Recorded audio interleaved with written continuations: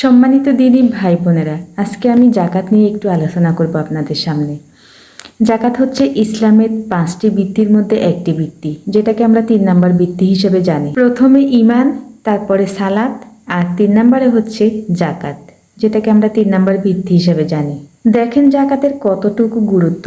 একটা তাঁবুর 5টা খুঁটি থাকে, তারপরে মাঝখানে যে খুঁটিটা, সেই খুঁটিটা যদি আমরা ইসলামের সাথে মিলিয়ে দেখি তাহলে তার নাম হচ্ছে জাকাত।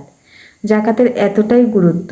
মাঝখানের খুঁটি না থাকলে যেমন তাঁবু উঁচু হয়ে দাঁড়াতে পারে না, তেমনি জাকাতবিহীন উম্মাহ, ইসলামী উম্মাহ উঁচু হয়ে দাঁড়াতে পারে না। দেখেন আমাদের বাংলাদেশে কিন্তু জাকাত ভিত্তিক অর্থনৈতিক ব্যবস্থা নাই, ফলে আমাদের অর্থনৈতিক অবস্থা অতটা উন্নতির শিখরে উঠতে পারে নাই। শুধুমাত্র এই জাকাত ভিত্তিক যদি অর্থনৈতিক ব্যবস্থা যদি চালু থাকতো, তাহলে উন্নত বিশ্বের মতো, উন্নত দেশের মতো আমাদের বাংলাদেশ তো অনেক উপরে থাকতো, অনেক উন্নত শিখরে থাকতো। সম্মানিত ভাই বোনেরা, দানশীল ব্যক্তিকে আল্লাহ খুব পছন্দ করেন।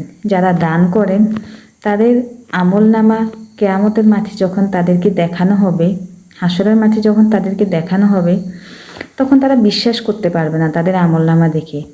আল্লাহ পাক তাদের দানটাকে এমনভাবে ফুলিয়ে ফাঁপিয়ে একদম পাহাড়ের মতো উঁচু করে তার সামনে হাজির করা হবে। সুবহানাল্লাহ।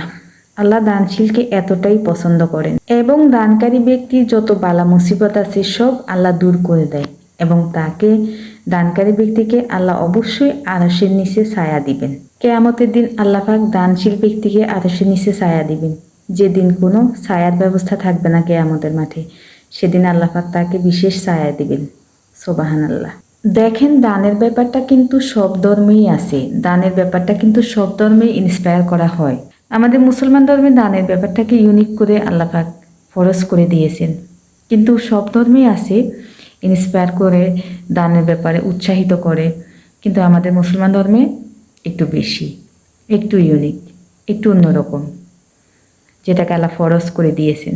এবং ইসলাম বলে যে আপনি যাকে জাকাত দিয়েছেন, যাকে আপনি দান করেছেন, আপনি কিন্তু তাকে করুণা করেননি, আপনি কিন্তু তাকে দয়া করেননি, বরং আপনি তার হক আদায় করেছেন। এটা তার হক আপনার প্রতি, আপনাকে দিতেই হবে। আপনি যদি মনে করেন যে আপনি জাকাত দিয়ে করুণা করেছেন, আপনি দয়া করেছেন, তাহলে সম্পূর্ণ ভুল।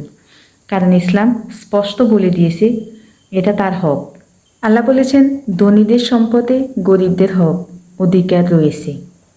তাই হক না বলে এটাকে আল্লাহ অধিকার বলেছেন, যে ধনীদের সম্পদে গরিবদের অধিকার রয়েছে। তাই আপনাকে এটা অবশ্যই আদায় করতে হবে। দেখেন, একটু চিন্তা করে দেখেন, যে জাকাত নিচ্ছে এটা কিন্তু তার হক এবং এটা কিন্তু তার জন্য বাধ্যতামূলক নয় যে সে নিতেই হবে, এবং সে এটা না নিলে যে জাহান্নামে যাবে এটাও না। ঠিক আছে, আপনি, আমি, আমরা যদি জাকাত না দিই তাহলে আমরা কিন্তু জাহান্নামে যাব। এটা কিন্তু ফরজ, এটা আমাদের করতেই হবে। আমরা জাকাত আদায় না করলে আমরা জাহান্নামে যাব। আর যে জাকাত নিচ্ছে, যে হক নিচ্ছে, সে কিন্তু জাহান্নামে যাবে না, কারণ সেটা সে প্রাপ্যটাই নিচ্ছে। সে না নিলেও তার ক্ষতি নেই, নিলেও ক্ষতি নেই, কিন্তু আমরা না দিলে জাহান্নামে চলে যাব। এটাই বাস্তব।